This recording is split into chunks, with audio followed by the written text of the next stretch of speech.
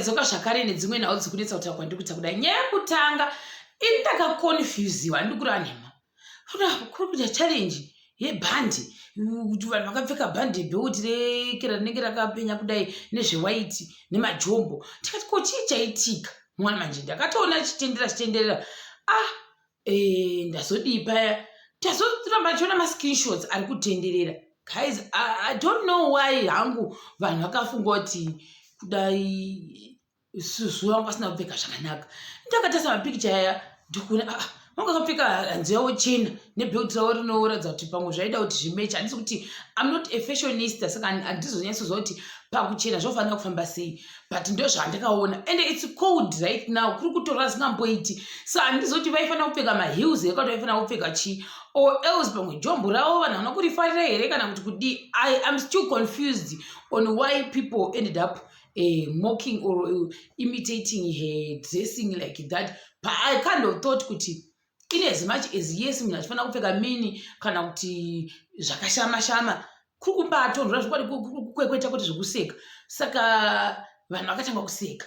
So handizazoti manje at the end of the day pavaiseka paya vachiti bhandi roita sere kuwrestling kana kuti sere kuWW, why though? I'm confused.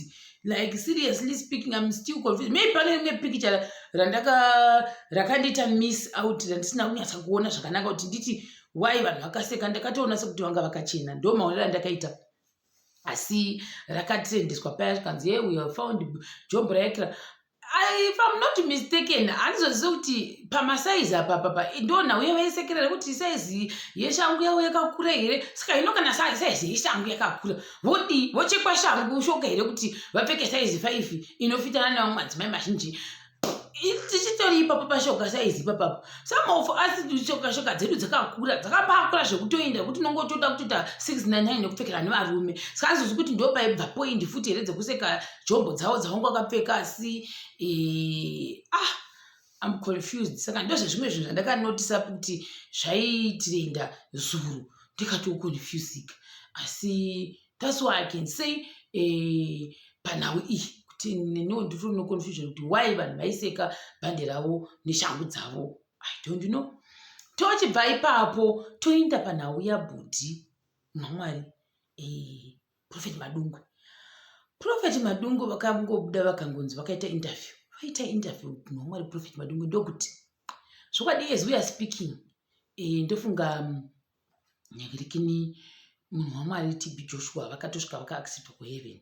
Asi vazobuda vakati no, handisina kutaura zvazvo, ndakataura so, but then at the end of the day vangoramba vachidzokeredza zvandakabata hangu kuti aiwa kuekera nemacommandments and the commanders, ivo vari commander vari kuratidza kuti yes akaacceptiwa akatokwira kuenda kudenga wati ndo zvavanganyanya kuita sei kutaura izvo aiwa anga ari servant of God. Saka wakaacceptiwa wakanzi unotenda kunzi anga achipinda kudenga kuti ndizoti denga rechi10 rekati denga rechi13. I have no idea. Munhu wamwari Madungwe ndo zvaataura kuti heaven commandments wakapinda. Iyewo ikera munhu wamwari Madungwe vakataura kuti ini ndiri kugeneral army command wati ndinoita overseeing kuti unoona kuti ndiani wapinda ndiani usina kupinda. Chizivo maprotocols anoshanda nemacommanders kuti vanhu vapinde muheaven. Asi tichiri ipapo svika nevanhu vazhinji, guys, what if this guy is telling the truth and we are busy bashing him? Ndopoona pepa kuti iwo wanzi wati dhina asi kufa. Mangwana utozoona kuti Prophet Madungwe ndo vari kutokudza kuti iwo wakandituka painternet kevo out haupindi kuheaven. Ndino zvikanzi namwe muri kukwata here kungoti chokwadi, zvikanzi uda kurogwa wajaira kuita sei uda kusekererwa. Zvikanzi the guy has started. Zvikanzi how do you know? Asi vanhu vazhinji vati hanzi what if. Ngatimboisai what if. Muri kuda kuti kutomuseka muchimushoora what if ndo yanga yakazara iyoyo. I don't know. What if he is, what if he's not? I have no idea. Ndobva ipapo toinda panhau yani mamwe mabhokisi ari kungobuda achingonzi ndo pari kuita sei mabhokisi ramunhu wamwari Muprofita TB Joshua rinenge richibaka zvitaitai zvichaita sei. Sikazi kuti ndiro here kana kuti kwete kana kuti maimposa kana kuti yakungogadzira. I have no idea.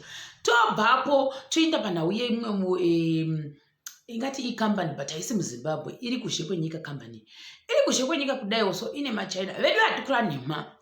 Pane imwezve vhidhiyo yakambobuda I think gore rapera iroro yemuZimbabwe chaimo kune machaina chaiwo aita zvekuyera kana kuti mari kuyera uchipa munhu kuti mari yako iyi, vanhu vachipopota, vanhu vakati unoona manje zvatiri kubhadharwa chito here. Kune zvakare imwe vhidhiyo yakabuda kudivi rekunana kumusoro kuwestern Africa ukoko, muchaina uyu wosvikoda kurova munhu uyu, asi da murume wavo wakagwadziwa ndokubva adati watanga kurova muchaina uya. Pakurova muchaina uya wakatora simbi ndokutanga kumubaya pasingaiti. Zvadi unondiudza kuti munhu nekuti uri murume wavo neganda rakacheneruka kudero wobaya mumwe munhu paCBD pake zvokwadi ungaponera, unotofa, unototi tsatsatsa kutofa, kutoenda munhu kutoti skripa. Unoona manje ndopaakanosvika akanomubaya nesimba kwete zvekumboti zvenhema, wakambanyasa kubayiwa paCBD murume wabayiwa ndikati ndakatombarohwa nehana kuti zvikodina Mwari kudai so kuda kungonzi hanzi nekuti hanzi uri kushandira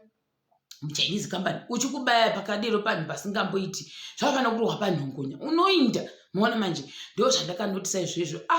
Vamwe vakuda kuzobata paya zvikanzi izo ni vhidhiyo muchaina yacho yawo machaina yawo kuti aiwa musiye. Saka nangu maonera ndoita pane zvimwe zvinhu kazvikwada tikura nhema kuti wacho kutobajaidzwa chaiko kuti unongo chiti nekuti watema vane zhara vatoda mabasa kwatiri, yet at the end of the day uri munyika medu paya woda kuti ndambhulo uda kutonditonga pangu kumunyika kwavanenge vasitomborina that power sei vanenge vanayo kuno kuAfrica. Don't know my 10 cents words and ndichifunga kuti kudai vatori ikoko vanenge vachitobuda zija vachitotomuswawo and they cannot even do zvekuti vanobata simbi vachipotsera munhu vachimutibva pano. They can't do that kana kuri kunyika kwavo kumusoro uko kuma-Asian countries because vandozva mutemo ende vangana kutosungwa. Hakuna zvakadero ende hakuna munhu unombobata kana kutekera kuti ambhulo wakadero. Kunoko vatori kukuti wakatoona kuti ndofunga kunoko is in easy way yekungoita zvatoda and at the end of the day zvamwari chaicho zvisingari kunyemba vanhu kumusoro uko vazhinji vacho vanenge vachofunga kuti isusu ka hatitohwo mafeelings sevanohwawo. Vanhu vanonatsa kukonzida kazhinji tanatsa kugara pasi vanhu vekuti vane ganda jena ndo vanotohla kwete isusu vanenge vachingoti masvinaya. Saka ndofunga ndosaka vachizotidherera vachiita kakubhula keke. Ndoenda pane imwe futi nhau yekombi yanzi yakandikwa maspikes. Kombi yakandikwa maspikes vanhu about 10-11 vawanika vachizokuwara, asi zvaitika kunyika yedu yeZimbabwe ndokwazvaitikira izvozvo. Saka vanhu vakati vedu ngatidai vadi vangorega kukanda maspikes nokuti next time pachazofa vanhu. Zvikanzi nevamwe zvakare mati makombi ngaatedzere mutemo, ngaasangoita zvisiri kudiwa nepamutemo. I have no idea. Tobva kuti pane mumwe futi yanzi ikesi yekuti pakakandwa tiye gasi mukati memotokari mekombi. Kombi ndokuti ndokubata moto ndokunga nedzimwe mota zvakare dzakabatikira moto ipapo. Sazoti nyaya yacho yakadero saka inopera sei. Amina. Ndo zvananga ndangoya hazvo nazvo kame vhidhiyo yangu ino chakubata zvakare pachikamu chinotevera.